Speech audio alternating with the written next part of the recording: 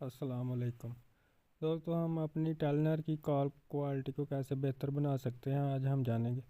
Telenor की जो video और ऑडियो कॉल होती है उसकी क्वालिटी को बेहतर बनाने के लिए हम एक सेटिंग करेंगे जिससे आपकी वीडियो और ऑडियो कॉल की क्वालिटी बेहतर होगी। हम सेटिंग में जाते हैं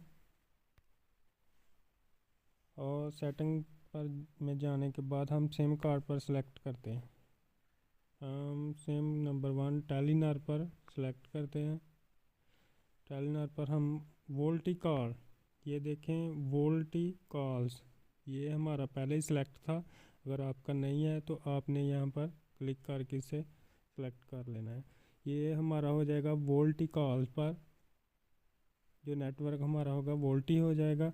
अगर आपका preferred network type 3G 2G या 2G ओनली है तो आपने 4G 3G 2G ऑटो पर क्लिक कर देना है। ये देखें हमारा पहले ही 4G पर ऑटो पर क्लिक है। तो इस तरह से आपकी कॉल क्वालिटी बेहतरीन हो जाएगी और कॉल के दौरान आपके सिग्नल ड्रॉप नहीं होंगे।